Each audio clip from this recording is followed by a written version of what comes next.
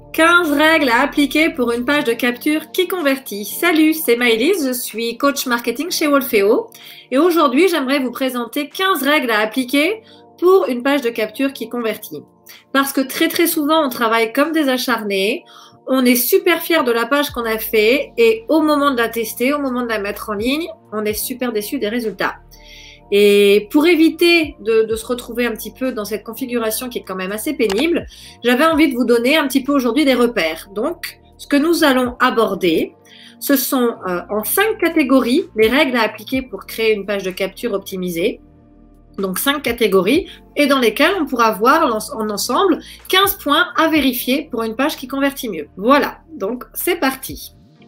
Alors, catégorie 1, c'est l'offre. Créer une offre optimale en 4 règles d'or. Quelles sont ces règles d'or? 1.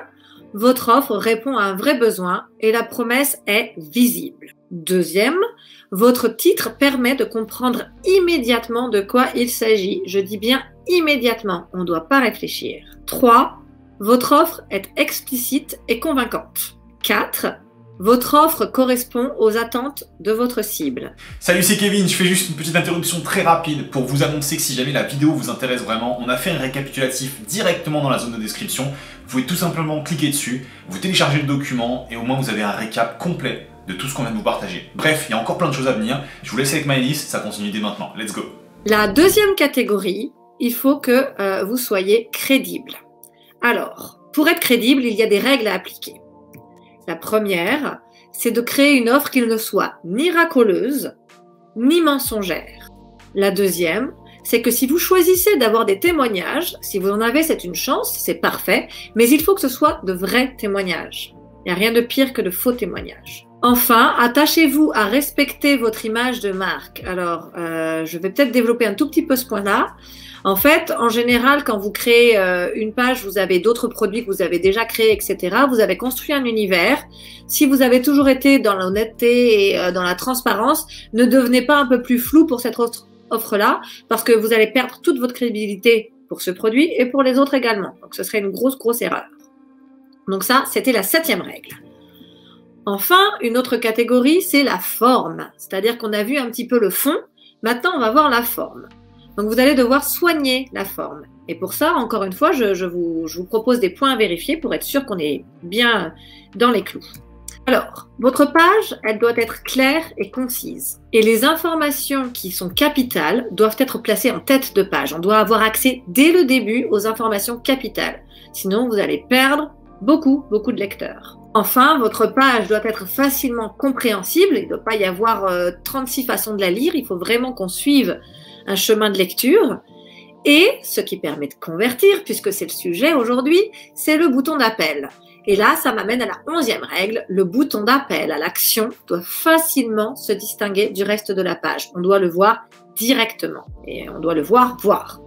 4e point, attirer les visites. C'est la 4e catégorie.